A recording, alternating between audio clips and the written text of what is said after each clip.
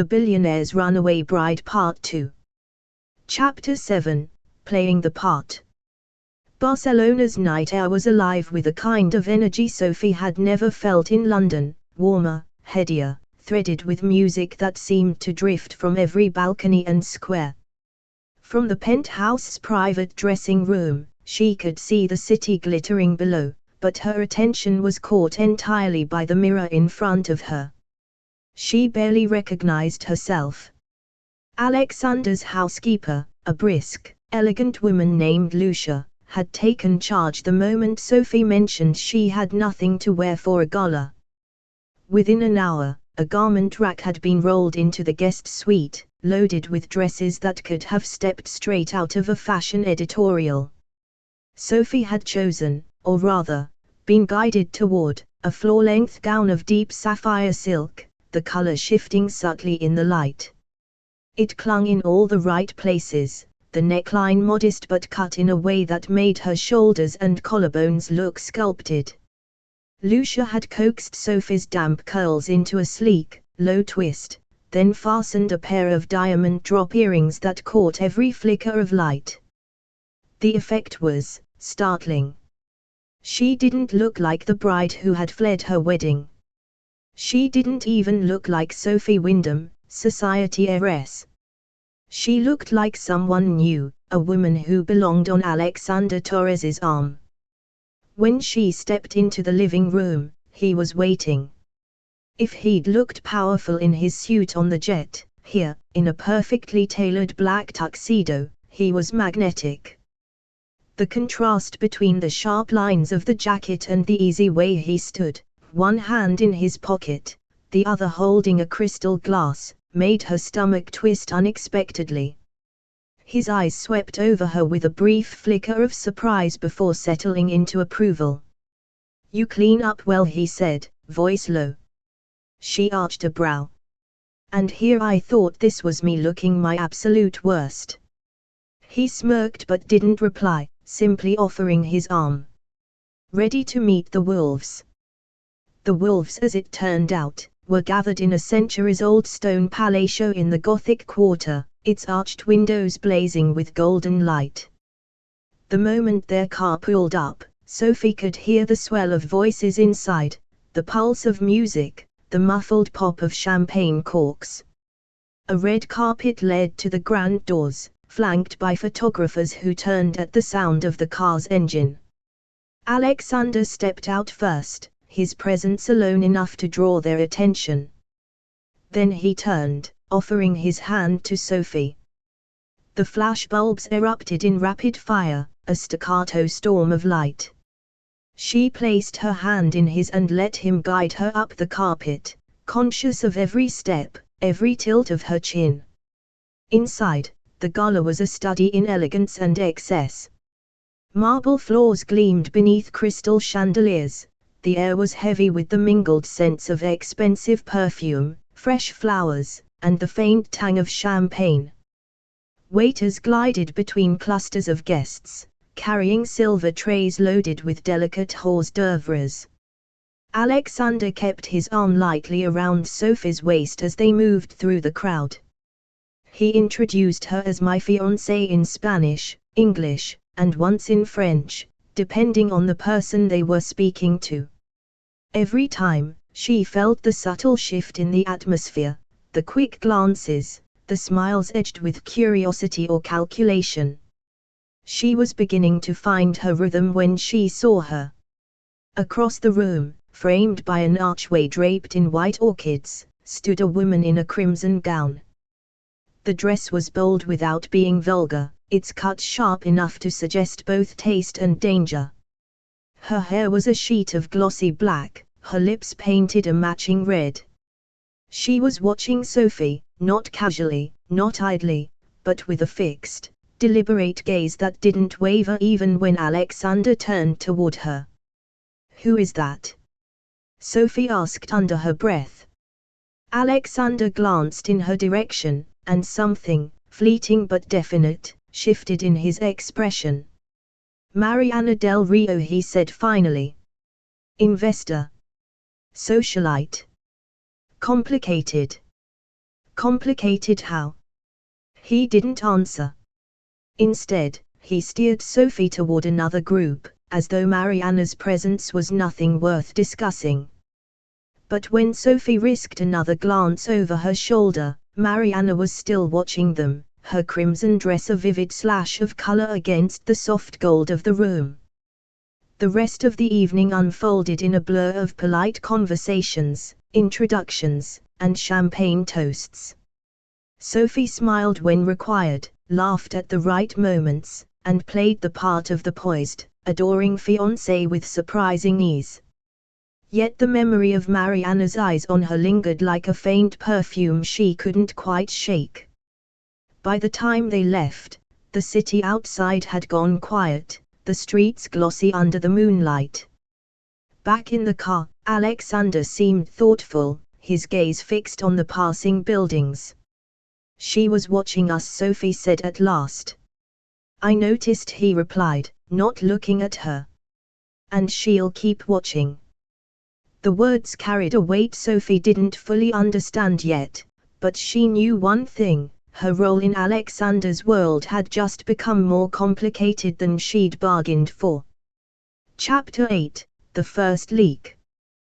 The soft Mediterranean light was the first thing Sophie noticed when she woke, golden and drowsy, spilling through the gauzy white curtains of the guest suite. The second thing she noticed was the silence. No church bells, no city bustle, no clatter of traffic, just the distant murmur of the sea far below and the faint hum of the air system. For the first few seconds, she allowed herself the illusion that she'd dreamed it all: the runaway wedding, the mysterious billionaire, the gala under chandeliers, the crimson dress woman with eyes like sharpened glass. She rolled onto her back, staring at the sleek, pale ceiling, and wondered if it was possible for a life to change so completely in less than 24 hours. The door to the suite was closed. No one had knocked. No one had. Her phone buzzed sharply on the nightstand. Sophie frowned. She'd switched it off after the ceremony, after she'd fled, knowing full well the messages and missed calls would pile up like an avalanche she wasn't ready to face. But this wasn't her usual ringtone. This was a sound she didn't recognize, lower and insistent. She reached for it, blinking away the last of her sleep. The phone's screen was already alive with notifications, too many to scroll through without feeling dizzy. Her social media accounts were tagged in dozens of posts. Headlines scrolled past in-app alerts. She tapped one almost without thinking. Runaway bride's new mystery man, who is he? The accompanying photograph filled her screen. Sophie's breath caught. It wasn't a shot from the gala, where she'd expected photographers might have caught her. It was from the night before, inside Alexander's penthouse. The angle was grainy, as though taken from a distance, through glass, perhaps, but unmistakable. She was leaning against the penthouse's glass wall, looking out at the city. Alexander was a few steps behind her, one hand in his pocket, the other holding a glass of something amber. The headline writer had called it an intimate moment, and while it wasn't compromising, it carried a suggestion that made her stomach twist. Her thumb trembled as she scrolled. Other outlets had the same image, some cropped closer, some paired with a second shot, one from the gala, Mariana Del Rio's crimson dress visible in the background like an afterthought. The captions hinted at a whirlwind romance, a scandalous rebound, a secret engagement. There was no way these photos had been taken by accident. The door to her suite opened without a knock. Alexander stood there, dressed already in a white shirt and dark trousers, his hair slightly tousled in a way that seemed intentional. In his hand was a sleek black tablet. "You've seen it," he said. She nodded slowly. "How?" He stepped inside, closing the door behind him. "Someone leaked them." That angle, it was taken from across the street. Which means someone knew exactly where to look, and when. Sophie sat up, clutching the phone tighter. The gala was public. But your penthouse? That's supposed to be untouchable, he finished for her. His tone was clipped now, no trace of the lazy amusement he'd shown at the gala. Which means whoever took it had help. She hesitated. Help, from someone here. His eyes met hers, sharp and unblinking. Possibly. Or from someone who knows my habits well enough to anticipate them. Either way, it's not an accident. The weight in his voice was heavier than the situation seemed to warrant, until she realized that for Alexander, privacy wasn't just about image. It was about leverage. What does this mean for your deal? She asked, remembering the careful way he'd spoken about his business on the jet. It means someone wants to make me look distracted. Vulnerable. And if they can't get to me directly, they'll go through you. The idea sent a cold ripple through her. Why me? He took a step closer, his gaze never wavering. Because you're new. Because they think you're a weak link. And because, he added quietly, you haven't decided yet whether you're all in. The implication landed between them like a challenge. Sophie set the phone down on the duvet, the image on the screen still glowing faintly. So what happens now? Alexander's mouth curved, not into a smile, but into something far sharper. Now. We find out who's watching. And we make sure they regret it. And as he left the room, the headlines still burned in her mind, but beneath them, a deeper awareness began to form. She hadn't just stepped into Alexander Torres's life. She'd stepped into his war. Chapter 9, Yacht Days, Restless Nights. The heat in Ibiza was nothing like the soft, honeyed warmth of Barcelona. Here, the sun was sharp, almost electric, draping itself over the whitewashed buildings, bouncing off the sea in blinding flashes, and wrapping around Sophie in a way that felt both luxurious and exhausting. Alexander's yacht, though yacht felt like too small a word for what was essentially a floating palace, was moored just beyond the old harbour. From the dock, Sophie could see its gleaming hull slicing cleanly into the turquoise water, the chrome railings flashing like jewelry in the midday sun. Crew members in crisp white uniforms moved with silent precision, securing ropes and adjusting sun canopies. They had flown in that morning on yet another private jet, this one smaller and even quieter, and driven straight to the marina. Alexander's pace was brisk, purposeful, his phone pressed to his ear more often than not.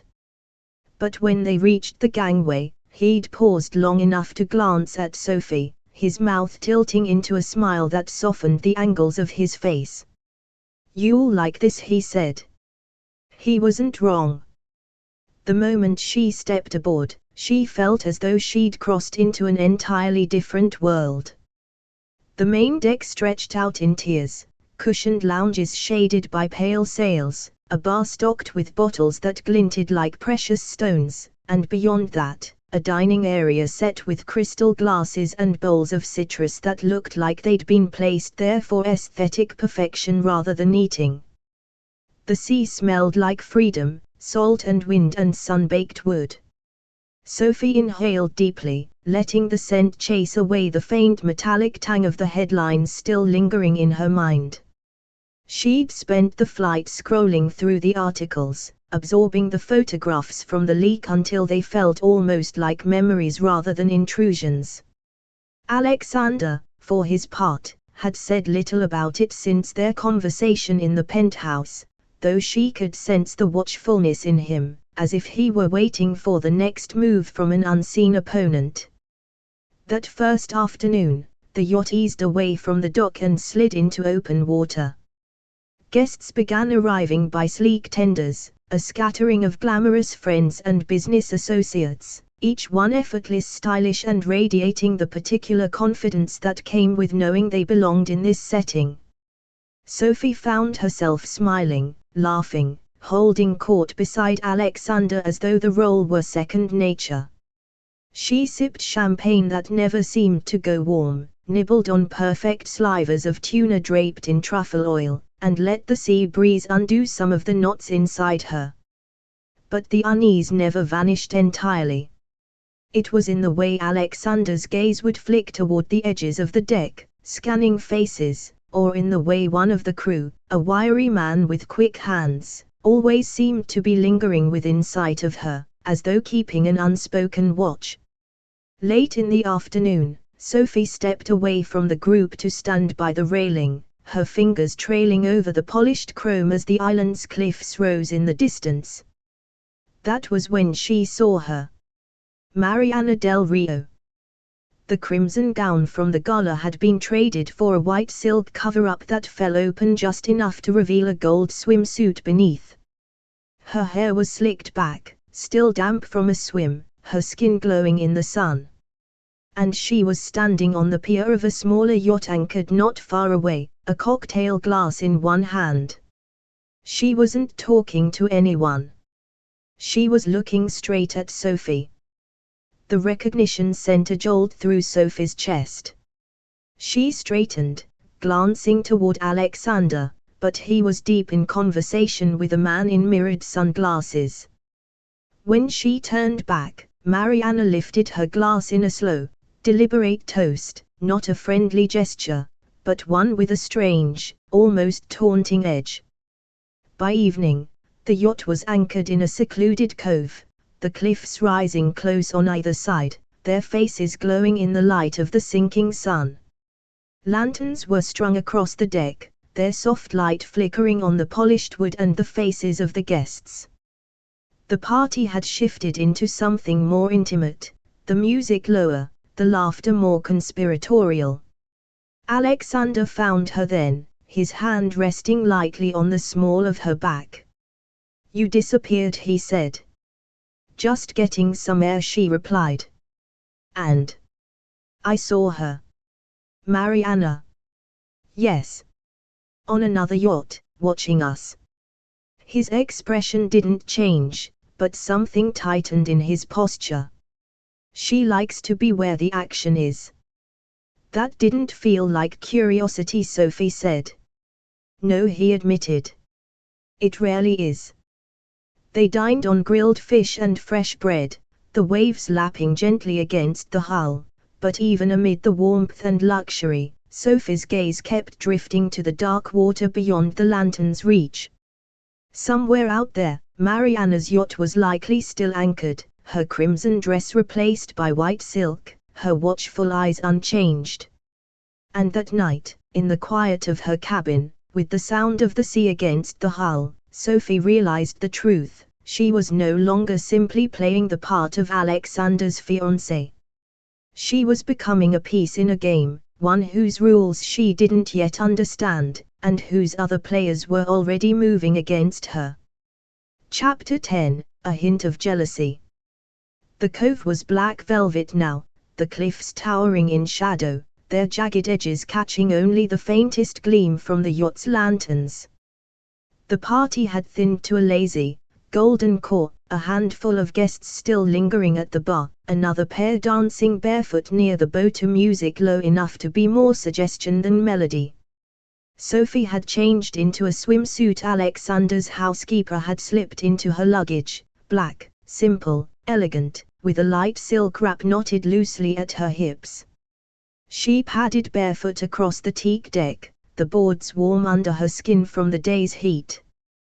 The water below glimmered in the moonlight, an invitation she couldn't resist. "Care for a swim?" Alexander's voice came from behind her. She turned to find him in swim shorts, a towel slung over one shoulder, his hair a little messier than usual. "Only if you're coming too," she replied. His smile was brief but genuine, and together they walked to the aft platform, where the sea was calm and dark, lapping gently against the hull. The water was cooler than she expected, wrapping around her like silk as she slipped in, sending up ripples that shimmered in the moonlight. For a few minutes, they swam side by side, the world reduced to water, air, and the occasional muffled burst of laughter from the deck above. She dove under, the salt stinging her eyes in a pleasant, cleansing way, then surfaced, and that was when she saw it. Alexander wasn't next to her anymore. He'd drifted toward a cluster of swimmers a little farther out, their voices low, their silhouettes half hidden by the reflections on the water. And among them was Mariana del Rio. Even without the crimson gown, Mariana was unmistakable, the clean line of her jaw, the sweep of her dark hair slicked back from her face, the golden glint of her swimsuit straps against her tanned skin. She was laughing at something Alexander had just said, her hand resting lightly on his shoulder as though it belonged there. The sight hit Sophie like a quick, unexpected twist to the ribs. She told herself it was nothing. He was a man with a lifetime of public acquaintances, business partners, and social connections. But the way Mariana's head tilted toward him, the way his mouth curved in answer, carried an intimacy that didn't feel like casual networking. Sophie swam a little closer, far enough to catch fragments of their conversation. The words were in Spanish, and though her grasp of the language was patchy, she caught old times and trust, and Mariana's low, lilting laugh that seemed designed to curl itself around Alexander's attention. One of the other guests called her name from the deck, breaking the moment. Sophie turned back toward the yacht, pulling herself up onto the ladder with the practiced grace of someone determined not to show her thoughts. She dried off slowly, aware of the sting in her chest, watching from the corner of her eye as Alexander eventually climbed out of the water. Mariana followed a beat later, their conversation clearly unfinished. When he reached her, Alexander wrapped his towel around his shoulders and glanced at her briefly. "Cold?" he asked. "Not at all," Sophie said lightly, though the air between them felt cooler than it had before. Dinner had been warm and sparkling, this was different. She found herself watching Mariana the rest of the evening, the easy way she spoke to Alexander, the way she seemed to know precisely when to draw his attention and when to leave him wanting more. Later, in her cabin, Sophie tried to shake it off. Jealousy wasn't a habit she wanted to cultivate, not with a man she'd known less than a week and was technically engaged to for reasons more strategic than romantic. And yet, she couldn't ignore the small, persistent knot in her stomach, the one that whispered that Mariana del Rio wasn't simply another investor or socialite. She was something else. And whatever history she shared with Alexander, it wasn't over. Chapter 11, The Past Strikes Back. The air on the marina promenade had a different weight in the morning, cooler, laced with the smell of fresh bread drifting from the cafes that lined the shore. Sophie walked with a coffee cup in hand, the kind of easy stroll she hadn't had in months. No photographers. No wedding planners. Just the slow, unhurried rhythm of the sea brushing against the docks. She'd come ashore alone after breakfast, partly to explore, partly to clear her head. The yacht's opulence was intoxicating, but after the moonlit swim and Mariana's two knowing smiles, Sophie needed space. She wandered past boutiques with gauzy dresses fluttering in the breeze, past fishermen unloading crates of silver-scaled catch, until she found herself in a quiet square where a fountain gurgled in the center. That's when she heard it. Sophie Wyndham. Her name, spoken with perfect clarity, rolled across the square. She froze mid-step. The voice was smooth, cultured, but with a faint undercurrent of satisfaction, like someone savoring the moment they've been waiting for. She turned slowly. Lord Percival Harrow was standing by the fountain, leaning on his silver-handled cane as if this were the most natural meeting in the world. He wore a pale linen suit that looked tailored for the Riviera, a silk pocket square folded to mathematical precision. His hair, steel grey and immaculate, was untouched by the breeze. Only his eyes, cold and pale, betrayed the fact that this was no chance encounter. "I was wondering how long it would take you to notice me," he said, strolling toward her. Sophie's fingers tightened around her coffee cup. "What are you doing here?" He stopped a few paces away, his cane tapping once against the cobblestones. "Enjoying the sun. Sampling the Mediterranean. Checking on an old acquaintance." His gaze slid over her, the casual sundress, the bare shoulders, with a mix of disdain and something more pointed. "You've been busy." Her jaw tightened. "If you came all this way to scold me, you're wasting your time."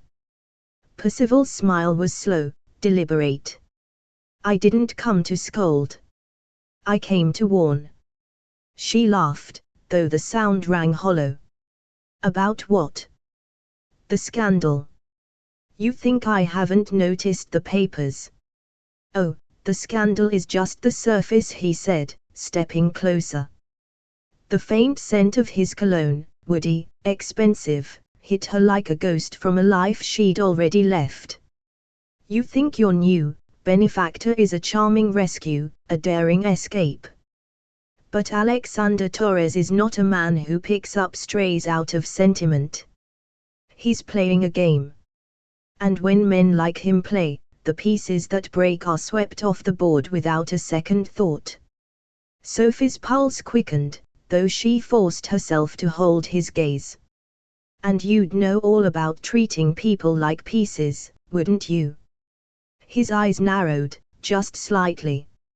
"You can resent me all you like, Sophie, but at least I've never pretended to be something I'm not." He tilted his head. Can he say the same? For a moment, they stood in silence, the sound of the fountain filling the space between them. Then Percival's smile returned, cooler this time. "Enjoy your holiday," he said, turning away. "But understand this, running from me doesn't mean you've escaped me. You'll regret it sooner than you think." He walked off toward the sunlit edge of the square, his figure shrinking into the crowd until he vanished entirely. Sophie stood rooted to the spot, her coffee cooling in her hand. Part of her wanted to dismiss his words as bitterness, the wounded pride of a man publicly left at the altar. But another part, the part that had seen the leaked photos, the lingering glances from Mariana, the way Alexander's expression sometimes shifted when he thought she wasn't looking, couldn't quite shake the echo of his warning. When she finally turned back toward the marina, the sun felt harsher on her skin, and the glittering sea no longer looked entirely inviting. Chapter 12: The Masked Ball Invitation. The yacht had returned to Barcelona's private marina by late afternoon, the sun painting the water in molten gold. Sophie had spent most of the journey back leaning on the rail, letting the wind tangle her hair and trying to shake off the lingering chill of her encounter with Percival. She'd told Alexander about seeing him, carefully, leaving out the part where Percival's warning had lodged in her chest like a splinter. Alexander's reaction had been measured, but she had noticed the slight narrowing of his eyes, the tap of his thumb against the glass he was holding. By the time they were back in the penthouse, the city was glowing in the warm haze of early evening. Sophie was still kicking off her sandals when Lucia appeared, moving with the purposeful quiet of someone who always had a reason for being exactly where she was. "Señor Torres," Lucia said, holding a slim, cream-colored envelope on a silver tray. "This arrived by courier. No return address." Alexander took it, his expression unreadable, then slit it open with a flick of his thumb.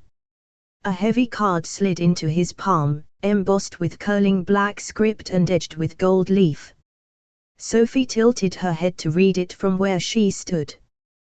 The text was in Spanish, but the meaning was clear enough. El Gran Baile de Mascaras, Mallorca. Midnight. By invitation only. She glanced up at him. A masquerade ball.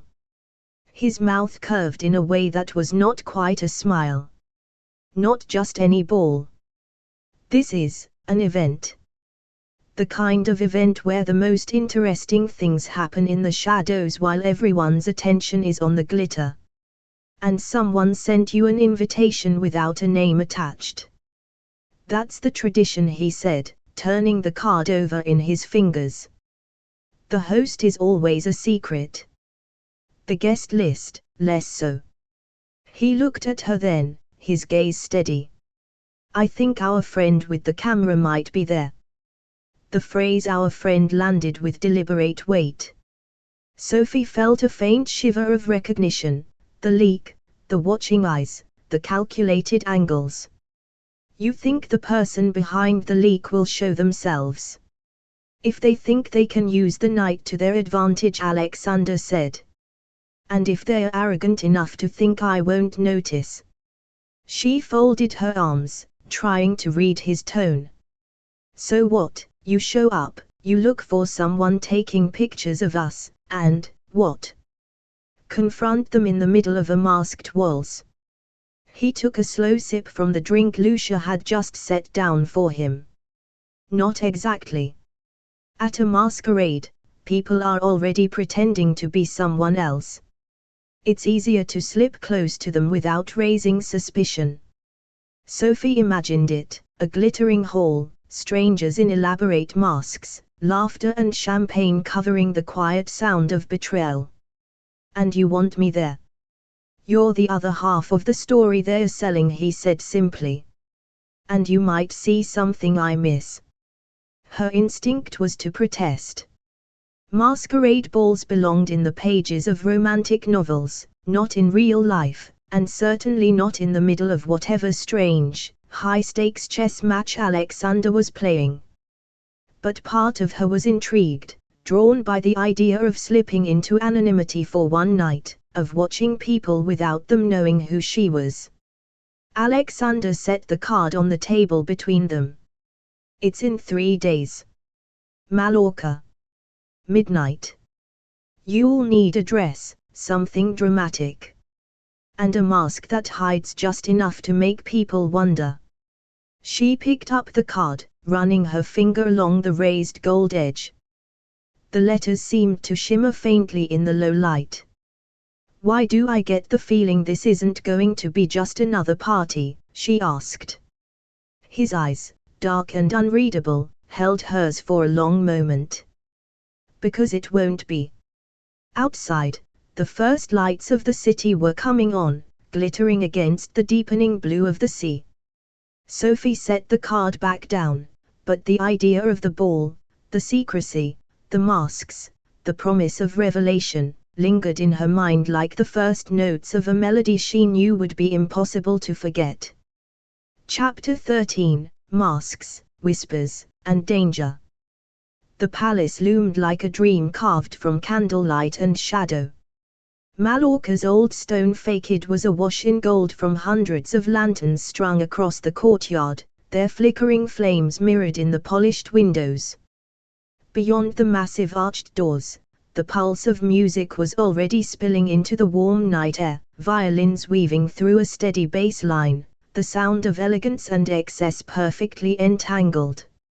Sophie stepped out of the car and into a world that seemed determined to overwhelm the senses.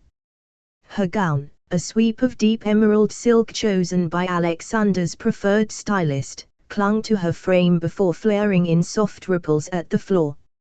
A black lace mask, delicate and intricate, framed her eyes and curved high along her temples, casting subtle shadows across her cheekbones. The mask's ribbon ties disappeared into the loose knot of her hair, which Lucia had pinned with tiny crystal clips that caught every scrap of light. Beside her, Alexander was in black tie, his mask a simple, elegant half-veil in dark leather that left his mouth and jaw exposed. He looked less like a man attending a ball and more like one ready to negotiate the fate of kingdoms. The great doors opened, and the first thing Sophie noticed inside was the light, warm, golden, diffused through chandeliers strung with hundreds of droplets, each one reflecting the candle flames like captured stars.